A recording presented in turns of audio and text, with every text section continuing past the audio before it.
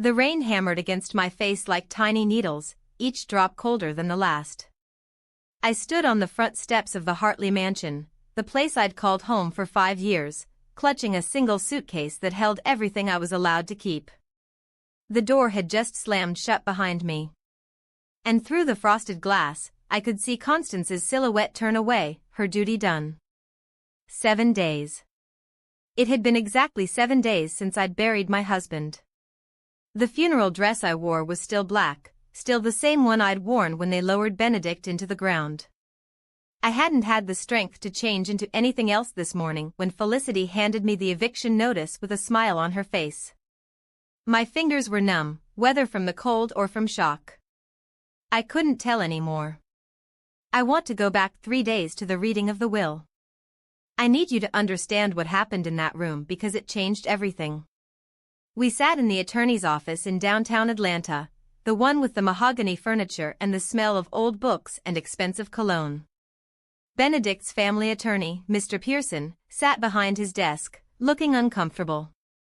Constance sat to my right, dressed in black Chanel, her pearl necklace catching the light. Felicity was on my left, checking her phone every few seconds, clearly bored. I was still drowning in grief.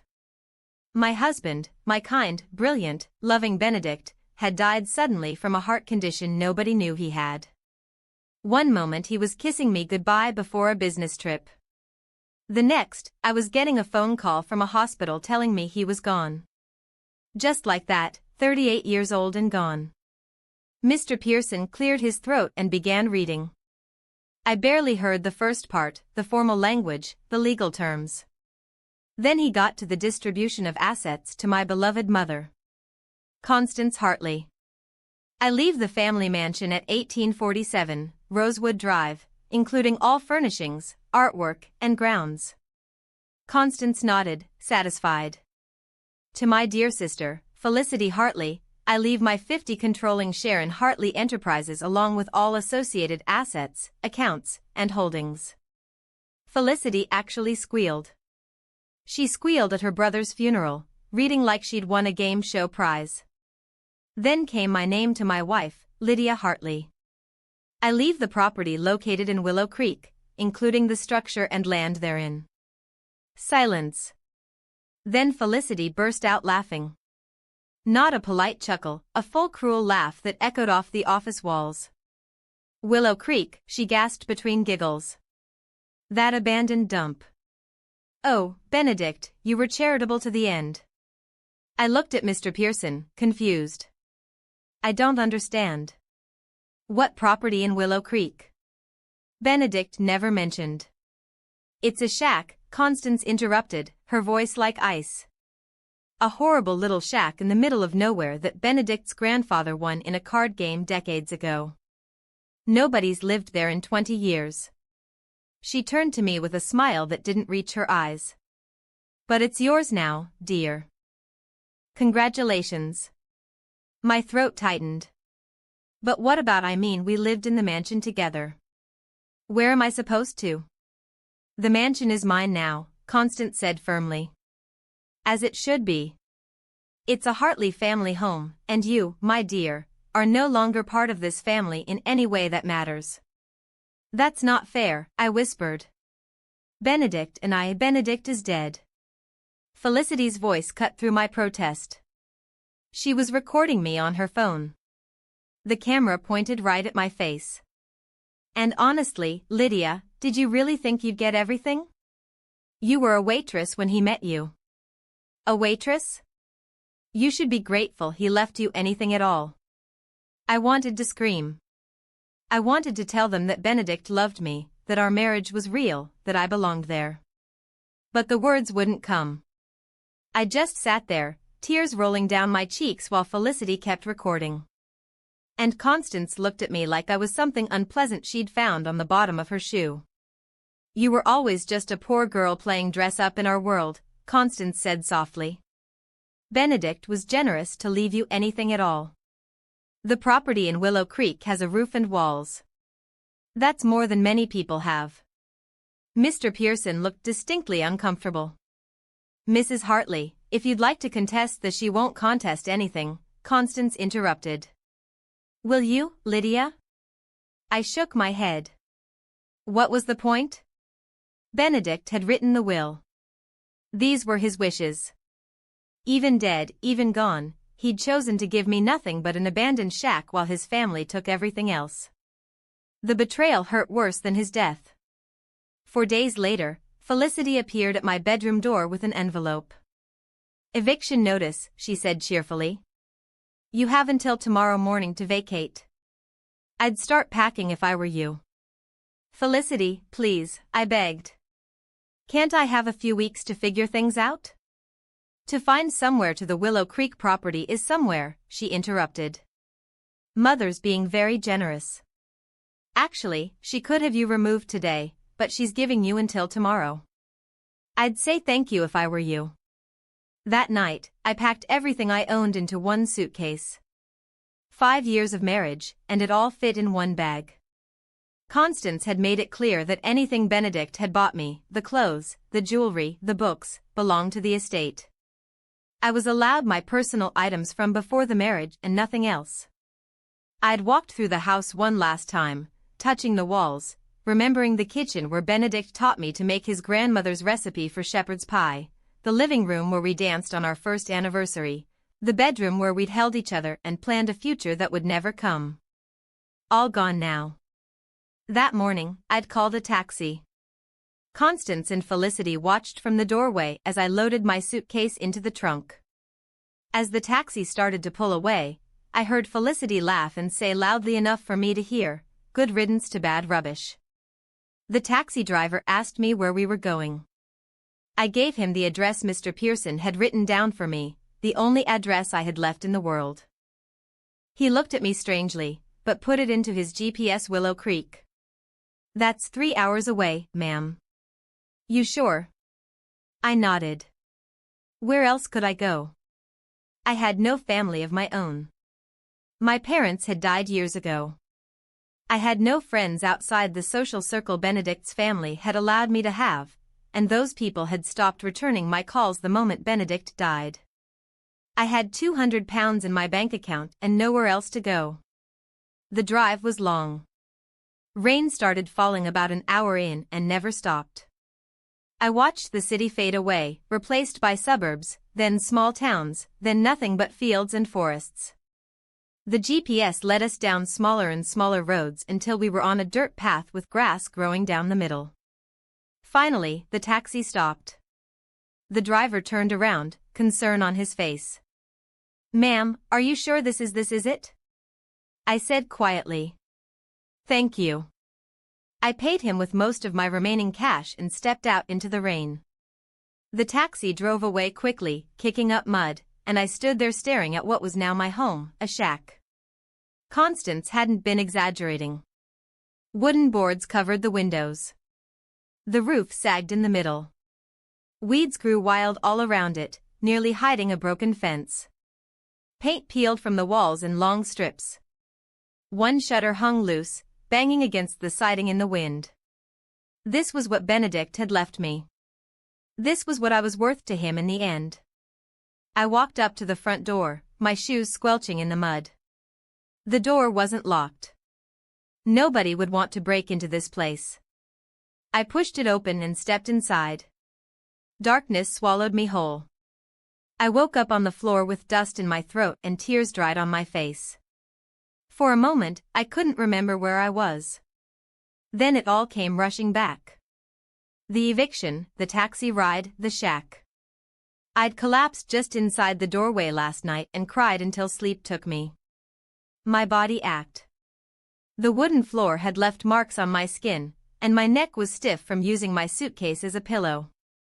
Gray morning light filtered through cracks in the boarded windows, creating thin stripes across the dusty room. I sat up slowly and looked around properly for the first time. The room was larger than I'd thought in the darkness. Old furniture sat covered in white sheets like ghosts. A sofa, 2 armchairs, a side table. Everything was coated in thick dust that made me cough when I moved. My mouth was so dry it hurt to swallow. I needed water. I pushed myself to my feet, my legs unsteady. Through a doorway, I found a kitchen. The sink was rusted, the cupboards hanging open and empty. I turned the tap, not expecting anything, but water sputtered out brown at first, then running clearer. I cupped my hands and drank, not caring that it tasted metallic. It was water, and I was so thirsty, I thought I might faint. When I drunk my fill, I explored further. The kitchen had an old cooker that probably hadn't worked in years, and a refrigerator with the door hanging open. Mouse droppings scattered across the counters. I shuddered and moved on. Stairs led to the upper floor. Each step creaked under my weight, and I half expected the wood to give way, sending me crashing through. But the stairs held, and I found myself in a narrow hallway with 2 doors. The first room was small and empty, except for a metal bed frame with no mattress. Water stains marked the ceiling, and the wallpaper peeled in long curls. I backed out and tried the second door. This room was different, smaller, but something about it felt less abandoned. The same dust covered everything, but the furniture seemed more intact. A single bed with a bare mattress, a small wardrobe, a wooden chair by the window, and on the windowsill, something that made me freeze in place. A jasmine plant in a ceramic pot, green and alive and thriving. I walked toward it slowly, like it might disappear if I moved too quickly. My hands trembled as I touched the leaves. They were real, fresh. The soil in the pot was dark and moist, recently watered. Jasmine, Benedict's flower. On our first date, he'd brought me jasmine flowers instead of roses. I'd asked him why, and he'd smiled, that gentle smile of his, and said, "Roses are what everyone gives. Jasmine means something more, love and devotion that survives beyond death. I wanted you to have something that lasts." I'd pressed those flowers in a book. They were probably still in the mansion, thrown away by now, along with everything else of mine that Constance deemed worthless. But here was jasmine again, growing in an abandoned house that no one had lived in for 20 years. Someone had been here recently. Someone had planted this and cared for it. My heart started beating faster. I looked around the room with new eyes. Everything was dusty and old. But this plant was alive. Why? Who had put it here? I knelt down and examined the pot more carefully. Plain ceramic, nothing special. But when I touched the soil, my fingers hit something hard, not a stone, something metal. I dug into the dirt, my fingernails getting caked with earth, until I pulled out a small silver key.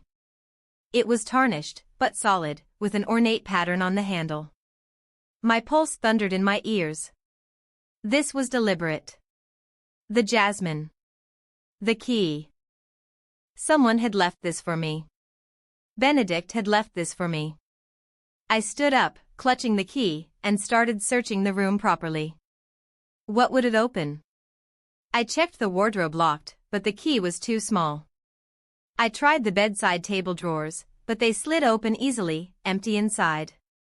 I looked under the bed, behind the wardrobe, running my hands along the walls for hidden compartments. Nothing. I moved to the other bedroom, then back downstairs, checking every lock, every drawer, every cupboard. The key fit nothing. Frustration built in my chest. Why leave me a key if there was nothing to open? I returned to the bedroom with the jasmine plant and sat on the bare mattress, staring at the key in my palm. Think, Lydia. Benedict was clever. He wouldn't make this obvious. If Constance or Felicity had come here first, and they must have, to know the place was abandoned, he'd want them to miss it. My eyes traveled around the room slowly. The wardrobe, the chair, the window with the jasmine, the walls with their peeling paper, and above the bed, a painting. I'd barely noticed it before. A landscape, rolling green hills and a gray sky. The kind of bland artwork you'd find in a charity shop.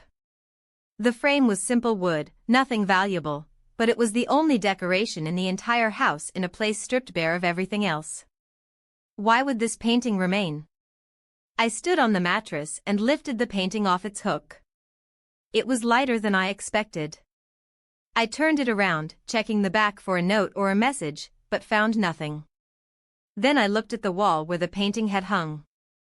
There, set into the plaster, was a small metal door about the size of a book. A safe. My hands shook so badly I almost dropped the key. I climbed off the bed and stood in front of the safe, my heart hammering against my ribs. This was it. Whatever Benedict had left me, whatever he'd planned, it was behind this door. The key slid into the lock smoothly. It turned with a soft click. I pulled the safe door open.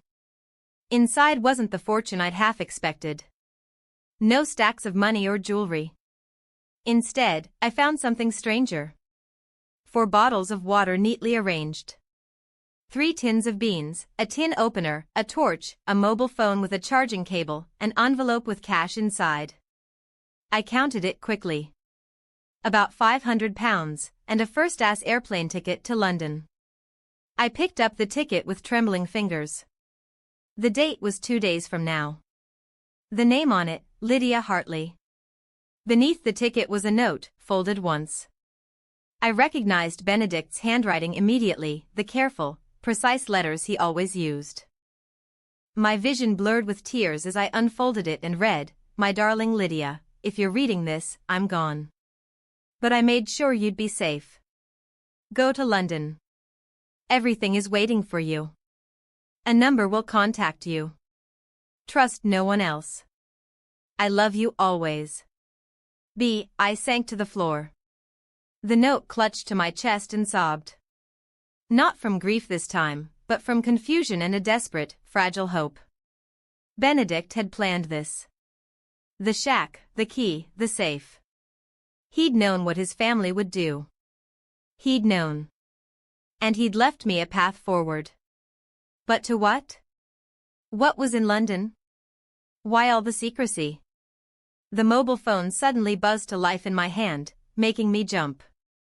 The screen lit up with a text message from an unknown UK number. "Mrs. Hartley, this is Mr. Thornberry, your late husband's attorney. Your flight departs in 36 hours. A car will collect you tomorrow at 3 p.m. Bring nothing but yourself. Everything you need will be provided." I stared at the message, my mind spinning. Tomorrow, 36 hours, London. I looked around the dusty room, at the jasmine plant still growing on the windowsill, at the note in Benedict's handwriting. What had my husband done? I didn't sleep that night. How could I? I sat on the bare mattress with Benedict's note in one hand and the mobile phone in the other, reading his words over and over until I'd memorized every loop of every letter. Everything is waiting for you. What? Everything. We'd had a good life together, or so I'd thought. Benedict ran the family business, took occasional trips abroad, came home to me every night. We weren't rich, not like Constance made it seem, but we were comfortable. Happy. At least I'd been happy. Had Benedict been planning this the whole time? Had he known he was going to die? The questions circled in my mind like vultures. I tried texting the UK number back, asking who Mr. Thornberry was. What was in London, why Benedict had done this. But no reply came, just silence and the sound of rain still pattering against the boarded windows. By the time grey dawn light crept through the cracks again, I'd made a decision. What choice did I have? I couldn't stay in this shack forever. I had £500 and nowhere else to go. If Benedict had left me something in London, I needed to find out what it was. I spent the day preparing as best I could. I used some of the cash to walk to the small shop I'd spotted on the taxi ride in nearly an hour's walk down the muddy road. The elderly woman behind the counter stared at me like I was a ghost when I asked for directions back to Willow Creek. "You're staying in that old place?" she asked, her eyes wide. "Nobody's been there in 20 years, love." "I inherited it," I said quietly. She made a sympathetic sound and sold me some bread, cheese, and bottled water without asking more questions. I was grateful for that. That night, I ate my first proper meal since the funeral. Just bread and cheese. But my stomach had been so empty, it felt like a feast. I charged the mobile phone using the cable and an outlet that miraculously still worked. I laid out my clothes for the journey, what little I had that wasn't wrinkled beyond repair. And I tried not to think about what I was doing. Getting on a plane to London based on a note from my dead husband and a text from a stranger. It sounded mad when I put it that way, but what else did I have? The next day, at exactly 3 o'clock in the afternoon, I heard a car engine. I looked out through a gap in the boarded window and saw a sleek black car pulling up the muddy drive, completely out of place in this forgotten corner of the world. A driver stepped out, dressed in a dark suit despite the mud and rain. He was young, professional, his face neutral and polite. He walked to the door and knocked. My heart hammered as I opened it. "Mrs. Hartley?" he asked. I nodded, not trusting my voice. "I'm here to take you to the airport. Do you have luggage?" I held up my single suitcase, the same one I'd arrived with. He took it without comment and opened the car door for me. The interior was leather and spotless. It smelled expensive like Constance's cars used to smell. We drove in silence. I wanted to ask him questions. Who sent him? Who was Mr. Thornberry? What was waiting for me? But his polite closed expression told me he wouldn't answer. He was just the driver, nothing more. The journey to the airport took 3 hours. I watched the countryside roll past, then the suburbs, then the city coming back into view. Everything felt surreal, like I was watching my life happen to someone else. At the airport, he didn't drop me at the normal entrance. Instead, we pulled up to a smaller building off to the side. "Private terminal," the sign said. "This way, Mrs. Hartley," the driver said, carrying my suitcase inside. I'd never been in a private terminal before. It was quiet, elegant, with leather chairs and soft music playing. A woman in a crisp uniform checked my ticket and passport without any of the usual airport fuss. No queues, no crowds, no waiting. "Your flight board's in 30 minutes, she said with a professional smile. "Please make yourself comfortable. Would you like anything to drink?" I shook my head, too overwhelmed to speak. 30 minutes later, I was walking across the tarmac to a plane, a proper commercial flight, but I was being escorted separately from the other passengers. The flight attendant led me to my seat in first class, right at the front. I'd never flown first class before. Benedict and I had traveled economy on our honeymoon to Scotland. This seat was huge leather, with more leg room than I knew what to do with. Other passengers filed past, heading to their seats further back, and I felt like an imposter. As the plane took off, I pressed my face to the window and watched Atlanta disappear below me. Everything I'd known was down there. The mansion where I'd lived, the grave where Benedict lay, the family that had thrown me away. With every mile the plane climbed, I felt the distance growing. The flight attendant brought me food I barely tasted, and wine I sipped without really drinking. She was kind, chatty in that professional way that made me feel less alone. "Visiting London?" she asked as she refilled my water. "I'm not sure," I admitted. "It's complicated." "First time," I nodded. "You'll love it," she said warmly. Then she noticed my wedding ring. I was still wearing it. Couldn't bring myself to take it off. "Anniversary trip?" The question hit me like a physical blow. "My husband died," I heard myself say 2 weeks ago. Her face crumpled with sympathy. "Oh, love. I'm so sorry. I shouldn't have." "It's fine," I said quickly, but tears were already spilling down my cheeks. "You didn't know." "Nobody knows." "I'm sorry. I don't usually." "Don't apologize," she said gently, handing me a tissue. "Grief is nothing to apologize for. Take your time." She left me alone after that, and I cried quietly into my tissue while the plane carried me across the Atlantic. I cried for Benedict, for our lost future, for the confusion and loneliness that had become my whole world. I cried until I had nothing left, until I was hollow and exhausted. Somewhere over the ocean, I finally slept. I woke to the pilot's voice announcing our descent into London. My mouth was dry and my eyes felt swollen. But I looked out the window and saw England spread below me, patchwork fields giving way to the sprawling city, the Thames snaking through it like a silver ribbon. After we landed, the same careful treatment continued. I was escorted off the plane first through customs with barely a question asked and into the arrivals hall where a man in a dark suit stood holding a sign with my name on it.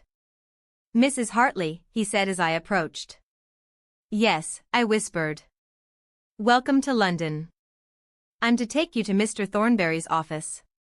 "This way, please." Another car. Another silent ride. But this time, I stared out the window at everything we passed. London was huge, busy, overwhelming. Red buses and black taxis, buildings centuries old next to glass skyscrapers. People everywhere, moving with purpose. While I felt completely lost, we drove through increasingly impressive neighborhoods until we pulled up in front of a tall building in the financial district. Glass and steel, the kind of place that screamed money and power. The driver opened my door. "Top floor," he said. "Mr. Thornberry is expecting you." I stepped out onto the pavement, clutching my suitcase, staring up at the building that seemed to touch the sky. Inside, the lobby was all marble and polished brass. A receptionist directed me to a private lift. I rode it alone, watching the floor numbers climb 10, 20, 30, 40, until it stopped at the very top. The doors opened onto a quiet corridor with thick carpet and expensive artwork on the walls. At the end was a door marked Thornberry and Associates Private Office. I knocked, my heart in my throat. "Come in," a voice called. I pushed open the door and stepped into an office with floor-to-ceiling windows overlooking the Thames. The view was breathtaking, all of London spread out like a glittering promise. Behind a massive oak desk sat a distinguished man with silver hair and kind eyes. He stood as I entered, buttoning his suit jacket and extended his hand. "Mrs. Hartley," he said warmly. "Welcome. I've been expecting you. Your husband was a brilliant man, and what I'm about to tell you will change everything you think you know about your inheritance." Mr. Thornberry gestured to a leather chair facing his desk. "Please sit down. You must be exhausted from your journey." I sat, still clutching my suitcase like it was the only solid thing in the world. He moved to a side table and poured tea from a silver pot into delicate china cups. "Milk? Sugar?" he asked. "Just milk, please," I managed to say. He handed me the cup and I wrapped my hands around it, grateful for the warmth. My fingers were trembling. He sat across from me, his expression gentle but serious. "Before we begin, Mrs. Hartley, I need you to understand that everything your husband did was to protect you." I stared at him. "Protect me from what?" "From his family." Mr. Thornberry leaned forward, his hands clasped on the desk. "Benedict came to me 4 years ago, long before you knew anything was wrong. He asked me to help him with something very delicate, restructuring his entire estate in complete secrecy. 4 years ago, my voice came out as a whisper. But he only died 2 weeks ago." "How did he know?" "He didn't know when, Mr. Thornberry said quietly. But he knew his heart condition would kill him eventually. The doctors told him he had perhaps 5 to 10 years if he was lucky. He chose to spend that time making sure you would be safe when he was gone." The teacup rattled in my saucer. I set it down before I dropped it. "I don't understand." The will in Atlanta was exactly what Benedict wanted them to hear. Mr. Thornberry stood and walked to a filing cabinet, pulling out a thick leather folder. He placed it on the desk in front of me. "The Hartley mansion, the family company, the cars, all the assets your mother-in-law and sister-in-law inherited. Every single piece was drowning in debt." I stared at the folder, but didn't touch it. "What?" "For the past 2 years, Benedict systematically bankrupted the American operations. He took out loans against the properties. He made terrible investments that he knew would fail. He sold off profitable divisions and kept only the failing ones. On paper, the Hartley estate looks valuable. In reality, it's worthless. My mind struggled to process this. But why? Why would he destroy his own family business? Mr. Thornberry's expression hardened. Because he knew his family, Mrs. Hartley. He knew that if he left you anything of obvious value, they would contest the will. They would drag you through courts for years. They would make your life a living nightmare until you gave up everything just to escape them. I thought of Constance's cold eyes. Felicity's cruel laughter. Yes, they would have done exactly that. So, he made sure they inherited nothing worth having, I said slowly. Precisely. Mr. Thornberry opened the folder and pulled out documents. Within the next 3 months, the banks will foreclose on the mansion. Hartley Enterprises will declare bankruptcy. Your mother-in-law and sister-in-law will be left with nothing but debt and legal fees. A strange feeling twisted in my chest, not quite satisfaction, but something close to it. They threw me out, I heard myself say. They called me worthless. They took everything and laughed at me. Benedict knew they would. Mr. Thornberry slid papers across the desk toward me, which is why he built something else, something they knew nothing about.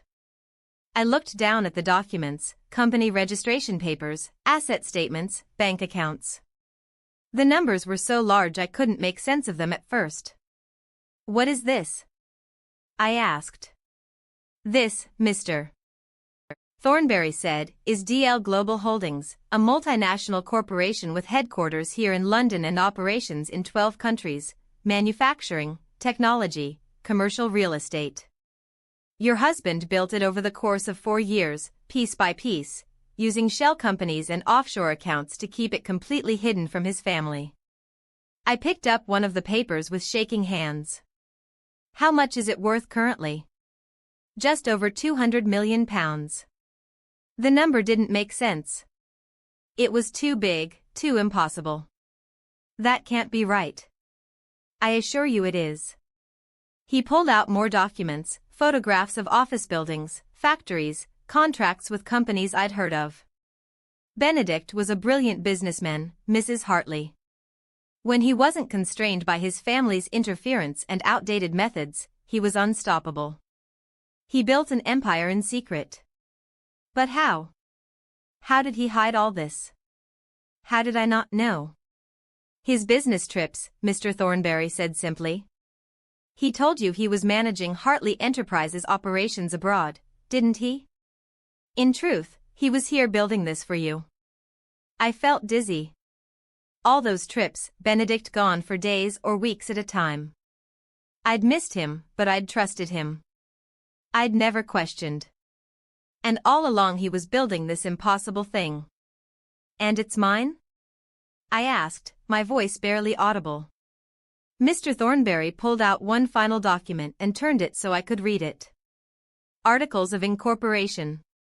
Director and shareholder information. My name was on every line. Sole shareholder. Sole director. Established 3 years ago when Benedict's doctors told him his condition was worsening faster than expected. Everything. Every building, every account, every asset belongs entirely to you. I started crying. I couldn't help it. The tears just came, rolling down my face while I stared at my name written in legal print on document after document. Benedict had done this. While I'd been living in that mansion, being tolerated by his horrible family, he'd been protecting me, building a future for me. Why didn't he tell me? I sobbed.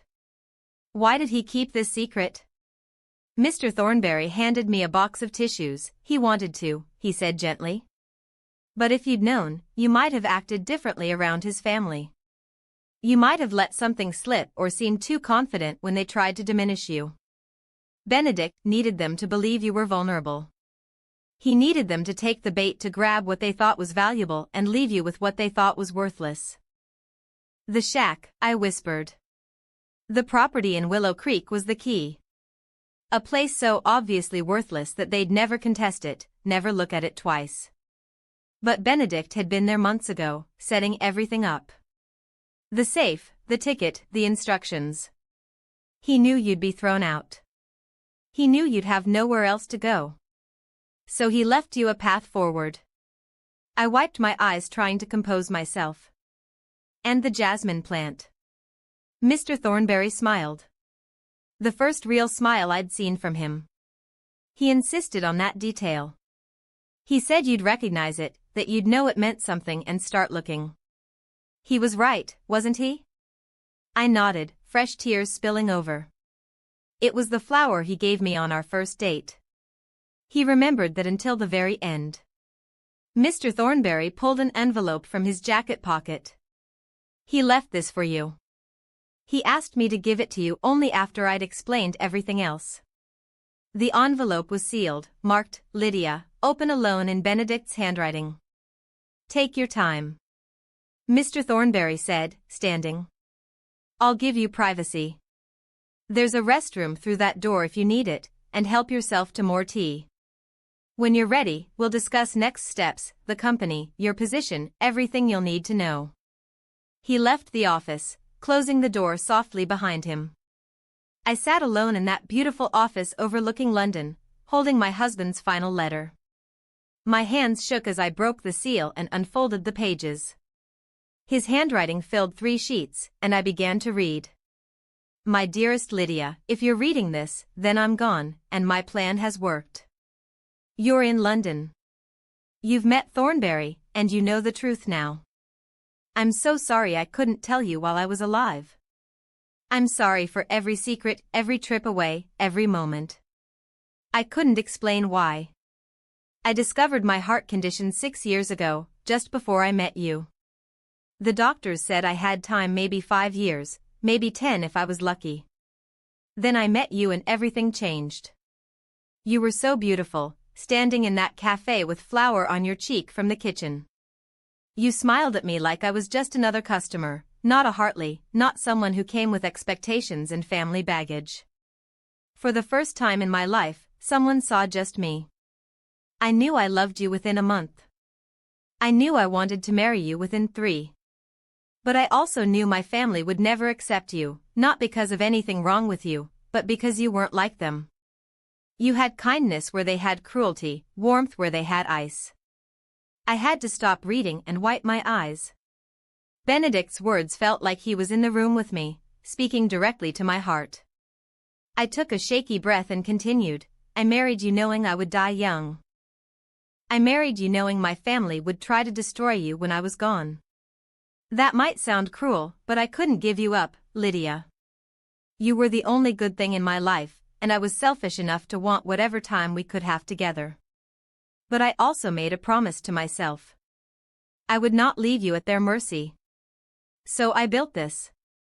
Every business trip, every late night at the office, every moment away from you that I hated, I was building your future. A future where you'd never have to bow to anyone. Where you'd have freedom, security, and the power to choose your own path. The hardest part was watching them treat you badly and not being able to defend you properly. I had to let them believe you were weak, that I'd made a poor choice in marrying you. If they'd suspected how much I truly valued you, they would have fought harder for everything after I died. You deserved better than my family ever gave you. Now you have what you truly deserve. Freedom, security, and an empire to run however you see fit. Build something beautiful, my love. Expand it. Change it. Make it yours in every way. The company is just the foundation. What you do with it is up to you. And when you think of me, know that my last act was ensuring you'd never bow to anyone again. You are stronger than you know, braver than you believe, and more capable than anyone, including yourself, has ever given you credit for. I love you, Lydia. I loved you from that first smile in the cafe. And I'll love you beyond death, just like the jasmine flowers promised. Build something beautiful for both of us. Forever yours, Benedict. I folded the letter carefully and pressed it to my chest, crying until I had no tears left. He'd known. He'd known everything that would happen, the cruelty, the eviction, my devastation, and he'd planned around it all, not to spare me the pain, because that was impossible, but to make sure I'd survive it, to make sure I'd thrive after it. When Mr. Thornberry returned 20 minutes later, I'd composed myself as much as possible. My eyes were red, but my hands were steady. "Are you all right, Mrs. Hartley?" he asked gently.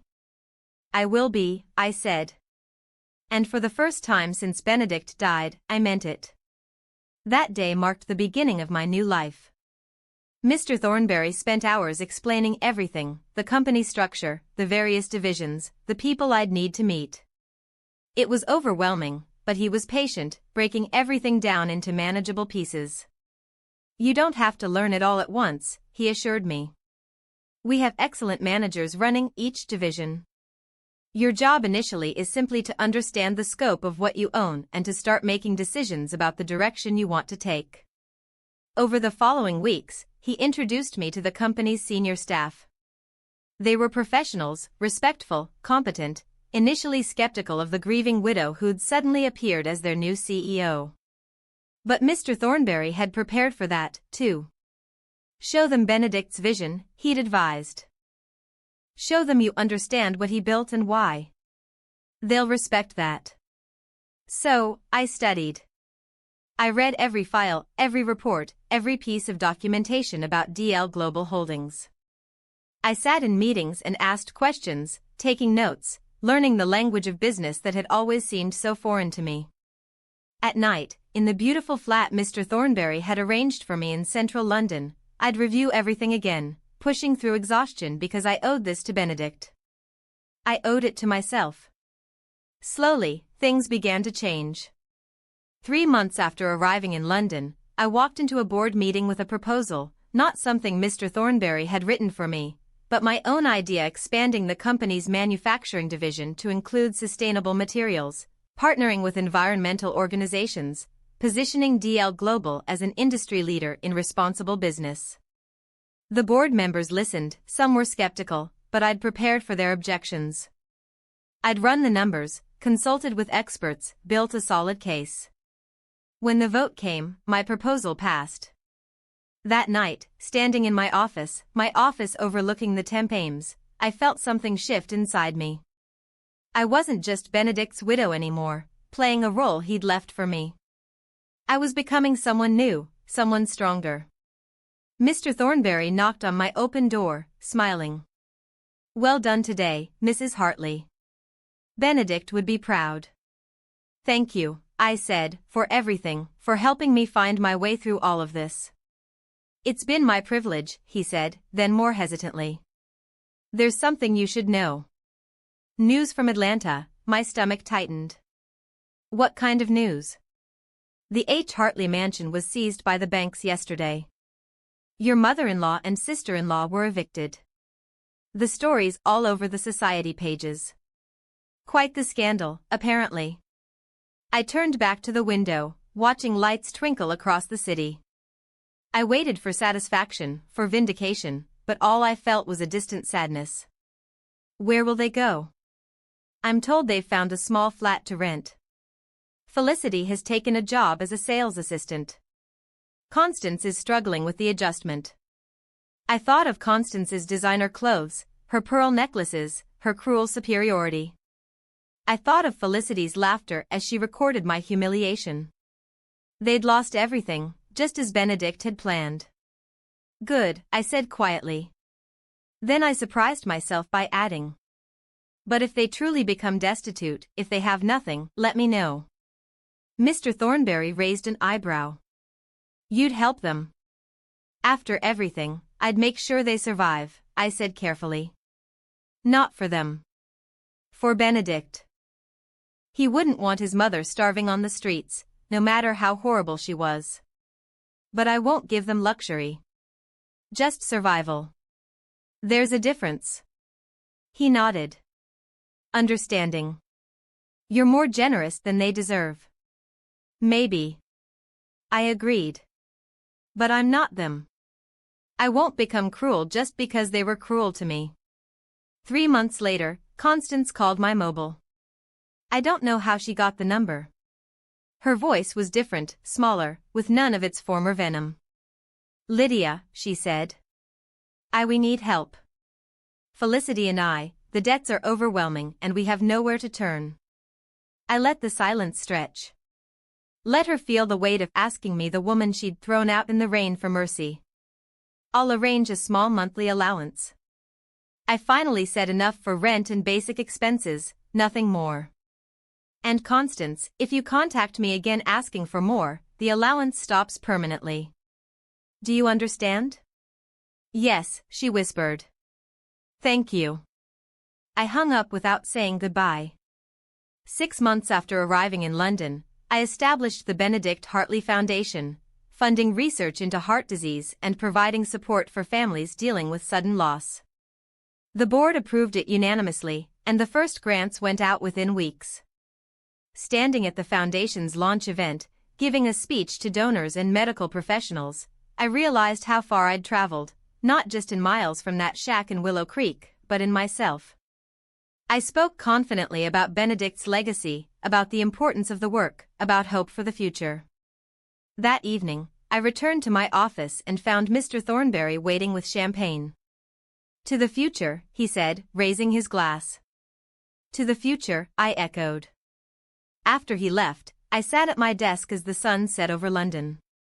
I pulled out the jasmine pot I'd brought from Willow Creek. It sat on my windowsill now, thriving under my care. Next to it was Benedict's letter, kept in a silver frame where I could see it every day. My mobile buzzed with a message from Mr. Thornberry. Board meeting tomorrow at 9 a.m. The Tokyo expansion proposal. You're doing brilliantly, Mrs. Hartley. I smiled a real smile, the kind I hadn't thought I'd ever feel again. I wasn't the broken woman standing in the rain anymore. I wasn't the poor girl playing dress-up in someone else's world. I was Lydia Hartley, CEO of DL Global Holdings, a leader, a philanthropist, a survivor who'd taken devastation and transformed it into purpose. Benedict had given me the tools, but I'd built this new life myself, and it was beautiful. I whispered to the jasmine plant, to Benedict's memory, to the future spreading out before me like the glittering city below. I built something beautiful, my love, just like you asked.